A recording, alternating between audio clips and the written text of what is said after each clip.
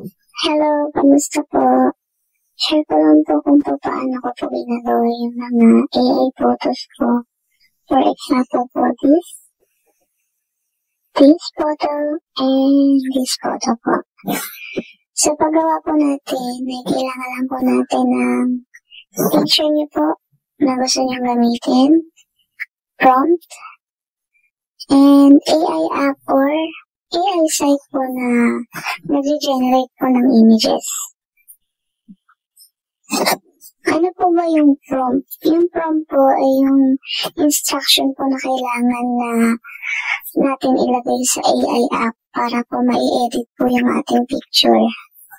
Kagaya po dito, punta lang po tayo ng Facebook. Type lang po natin sa search bar prompt. So, pwede po kayong kumuha din sa group or just type nyo lang po yan and then lalabas na po yung mga picture na may prompt. Kagaya po nito. Pipili lang po kayo dito ng gusto nyo copyhin. Halimbawa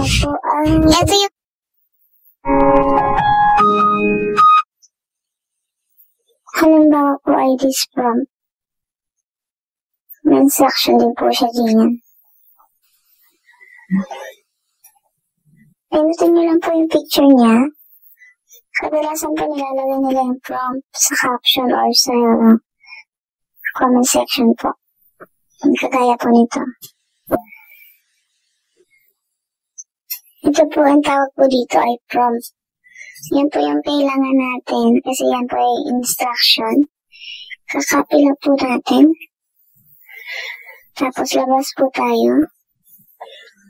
Punta po tayo sa ating app na AI.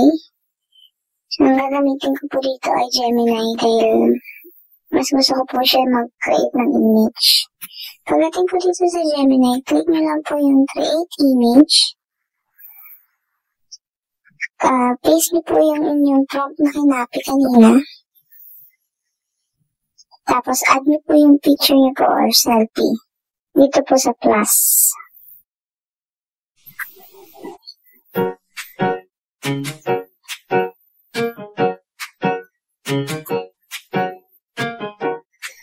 Halimbawa lang po ay ito.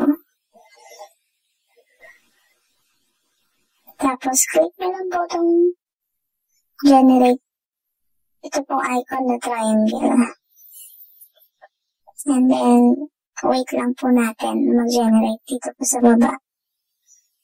Huwag po natin pipindutin ito hanggat hindi po natatapos kasi mag-i-stop po yung pag-generate niya. Ayan na po, nag-generate lang. Kung gusto po natin yan i-save, pinutin lang po yung picture.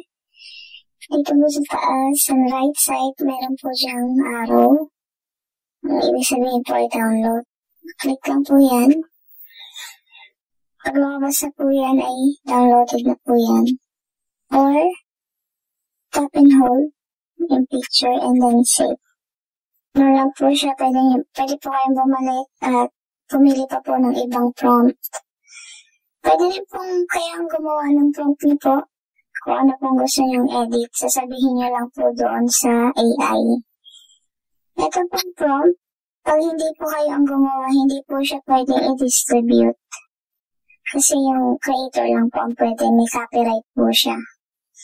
Pero ang pa pwede nyo pong i-post ay yung picture na result. Kung makikita nyo po dito sa baba, Gemini can make mistakes, so double check it. Pwede po siyang magkamali. So, pag nagkamali po, generate lang po kayo ulitin nyo lang po. Or, kuha po kayo ng uling chat, ng bagong chat. Upload na lang po kayo ulit. Hanggang ma-generate po yung gusto nyong result.